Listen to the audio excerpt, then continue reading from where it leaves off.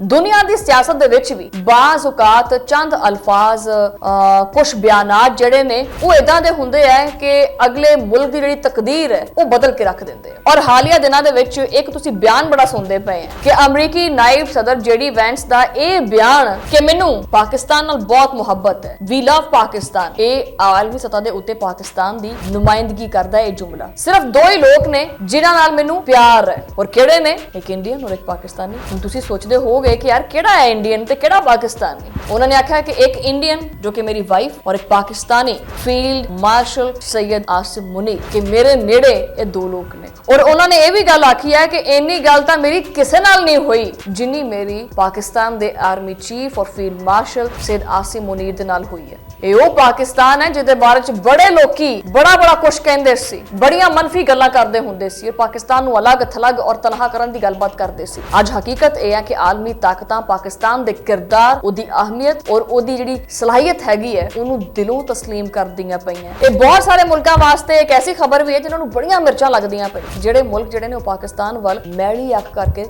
देखदे सी। हो गया शुरू कि नहीं?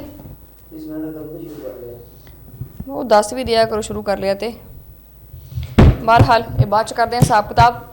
एनीवेज बिस्मिल्लाहिर्रहमानिर्रहीम, अस्सलाम वालेकुम। तुसीं देख रहे हो 360 डिजिटल पंजाबी और मैं हाँ तुहाडी मेज़बान शुमाइला नियाज़।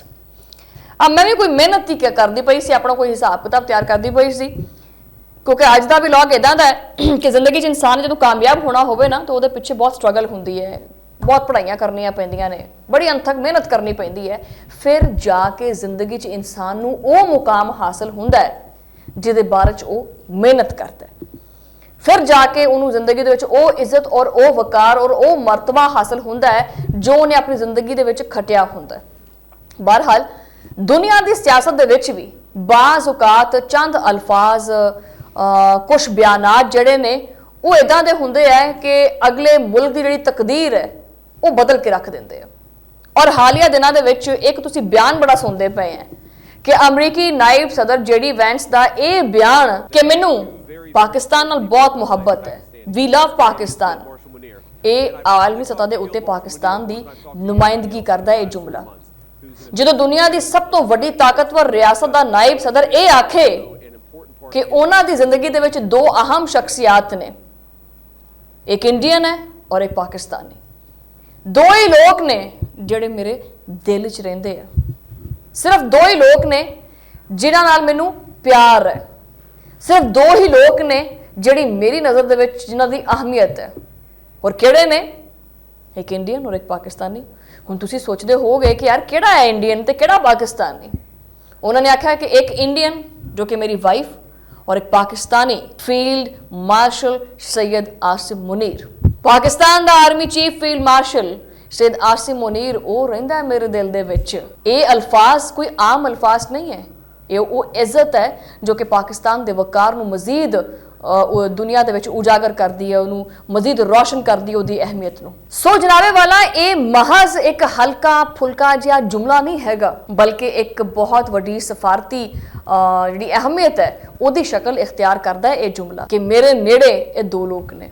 और उन्होंने ये भी गल आखी है कि इन्नी गल तां मेरी किसे नाल नहीं हुई जिन्नी मेरी पाकिस्तान दे आर्मी चीफ और फील्ड मार्शल सैयद आसिम मुनीर दे नाल हुई है। ये वो पाकिस्तान है जिहदे बारे च बड़े लोकी बड़ा कुछ कहंदे सी, बड़ियां मनफी गल्लां करदे हुंदे सी, पाकिस्तान नूं अलग थलग और तनहा करन दी गलबात करदे सी। अज हकीकत यह है कि आलमी ताकतां पाकिस्तान दे किरदार, उहदी अहमियत और उहदी जिहड़ी सलाहियत हैगी है उन्होंने दिलों तस्लीम करदियां पईयां, ना सिर्फ तस्लीम करदियां पईयां बल्कि दिलों तारीफ करदियां पईयां ने। जेडी वैंस ने ये अल्फाज दरअसल इस हकीकत का इजहार भी है कि पाकिस्तान खिते दे विच एक जिम्मेदार मौसर और अहम रियासत के तौर के उत्ते अपना एक किरदार अदा करता पे, और यही वजह है कि अमरीका वर्गे मुल्क की जिहड़ा ना वो आला तरीन क्यादत जिहड़ी है वो पाकिस्तान के नाल मुसलसल राबते च भी रही है और हुण भी हैगी है, और पाकिस्तान की जिहड़ी राय हैगी है, जो गलबात हैगी है, उन्होंने अहमियत भी देंदी पई है।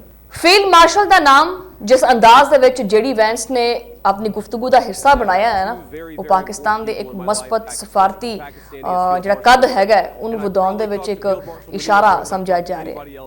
ਇੱਕ ਇਦਾਂ ਦੇ ਵਕਤ ਦੇ ਵਿੱਚ ਜਦੋਂ ਦੁਨੀਆ ਦੇ ਵਿੱਚ ਆਲਰੇਡੀ ਬਹੁਤ ਸਾਰੇ ਬੁਹਰਾਨ ਚੱਲਦੇ ਪਏ ਹੈ, ਬਹੁਤ ਸਾਰੇ ਸਿਕਿਉਰਿਟੀ ਦੇ ਚੈਲੰਜਸ ਦੀ ਵੀ ਬਹੁਤ ਸਾਰੇ ਸਿਕਿਉਰਿਟੀ ਦੇ ਚੈਲੰਜਸ ਵੀ ਹੈਗੇ ਨੇ, ਉਹਨਾਂ ਦਾ ਸਾਹਮਣਾ ਵੀ ਕਰਦੀ ਪਈ ਹੈ।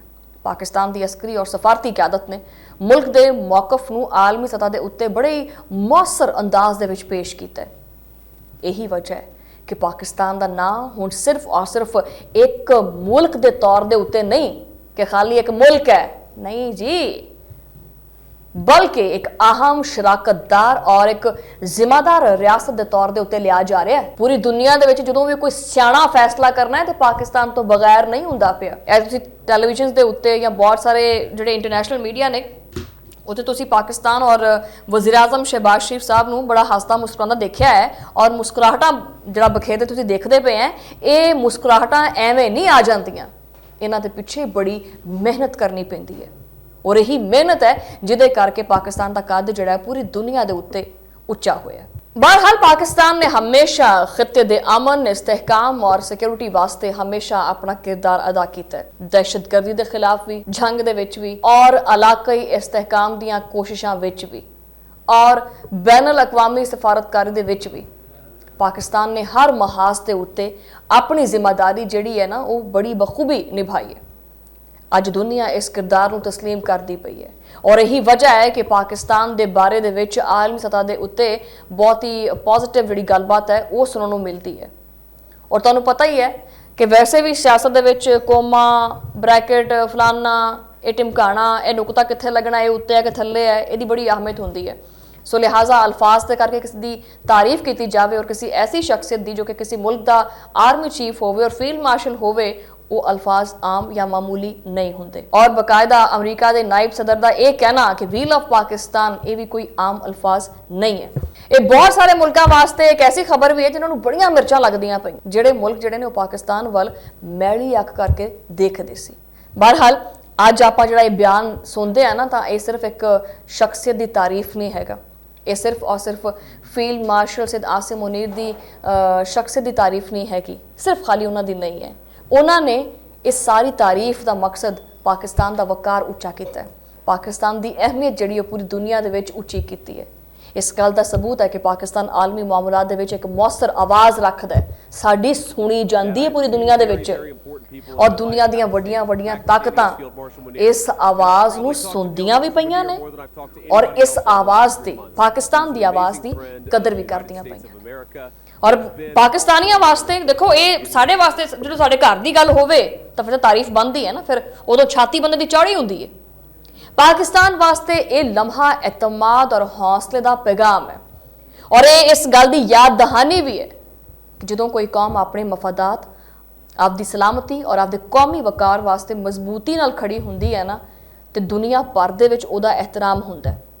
और अज पाकिस्तान के बारे दे विच मस्बत गुफ्तगू होंदी पई है, पाकिस्तान के किरदार की तारीफ होंदी पई है और पाकिस्तान की क्यादत की तारीफ होंदी पई है और पाकिस्तान की क्यादत जिहड़ी है उहदा आलमी सतह के उत्ते जिहड़ा इमेज है वो मजीद उच्चा हुंदा पिया।